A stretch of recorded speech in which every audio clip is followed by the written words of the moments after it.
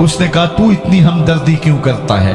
کہا عمر بیچارہ بڑا پھنسا ہوا ہے، فکر ہے اس کو یرموک و فسطاط و حلوان کی، جب فتح ہے مصر تو تیاری ہے ایران کی، آتے جاتے وفد سے ملاقات بھی کرتا ہوگا اور شب کو معلوم حالات بھی کرتا ہوگا، کانٹوں میں الجھی ہوئی بیچارے کی جان ہے، نیند اس کو بھی آتی ہے، آخر وہ انسان ہے، میری بہن عمر کو معاف کر دے۔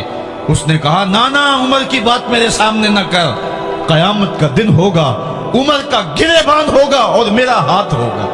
جب اس نے یہ بات کہی تو عمر برداشت نہ کر سکے، بچوں کی طرح بلک بلک کر رونے لگے۔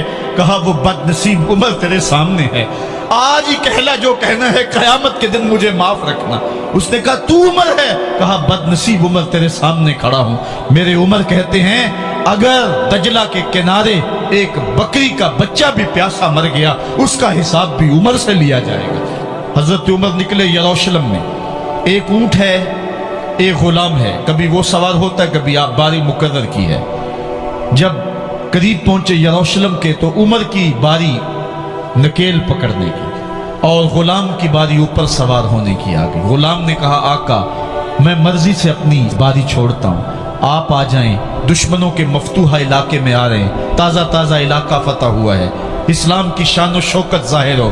عمر نے کہا اسلام کی شان و شوکت ایسے ظاہر نہیں ہوتی ہے، اپنی باری پہ تم بیٹھو گے، اپنی باری پہ میں بیٹھوں گا۔ لوگ منتظر کھڑے ہیں، دور سے جب دیکھا کہا اس کی ہیبت سے کانپتے تھے ہم، یہ تو کوئی حبشی لگتا ہے، رنگ کالا ہے، ہونٹ موٹے ہیں، اس سے تو زیادہ حسین اس کا غلام ہے جو آگے آگے چل رہا ہے۔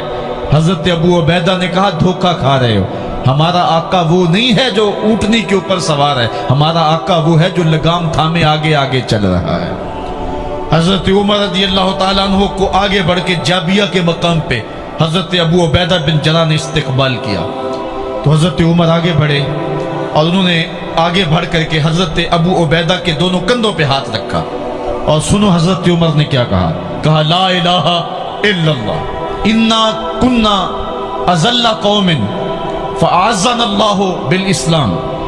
کہا کہ لا الہ الا اللہ، اے ابو عبیدہ بن جراح ہم ایک ذلیل قوم تھے اور اللہ نے ہمیں اسلام کی وجہ سے عزت عطا کی ہے، اور میں تمہیں ایک تاریخ ساز بات کہنے لگا ہوں، اور وہ یہ ہے کہ جب تک ہم اس عزت والے اسلام کے دامن کو تھامے رہیں گے ہماری عزت قائم رہے گی، اور جب اسلام کے علاوہ کسی اور جگہ سے عزت ڈھونڈیں گے تو رسوا کر کے رکھ دیے جائیں گے۔ یہ ہے وہ خلاصہ جو حضرت عمر نے امتوں کے عروج و زوال کا بیان کیا ہے۔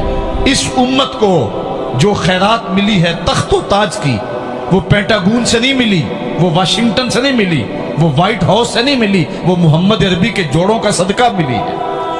اس لیے جب ہم نے اسلام سے انحراف کیا، پاکستان حاصل کیا گیا تھا، پاکستان کا مطلب کیا؟ لا الہ الا اللہ۔ ہم نے اس نعرے کو چھوڑ دیا ہوا ہے، ہم نے انحراف کر دیا ہے۔ آج ہماری نظریں مغرب کی طرف لگی ہے کہ تخت و تاج اس سے نصیب ہوتے ہیں، اور دنیا کے اوپر ہم رسوا ہو کے رہ گئے۔ ہماری پستی، ہماری زبوحالی، ہماری ذلت کا سبب یہ ہے کہ جس جگہ سے ہمیں عزت ملی تھی ہم نے وہ مرکز ہی چھوڑ دیا ہے۔ اس مرکز حیات کو، اس مرکز زندگی کو، اس مرکز عزت کو ہم نے چھوڑ دیا ہے، اور دنیا کے اوپر ہم رسوا ہو رہے ہیں۔ انہی حضرت عمر کی کہانی ہے۔ وادی تہامہ سے گزر رہے تھے کہ بچوں کی طرح بلک بلک کے رونے لگے۔ کہا عمر جوان آدمی ہو اور بچوں کی طرح بلک کے رو رہے ہو؟ کہا تم نہیں جانتے، مجھے بچپن کی کہانی یاد آ گئی۔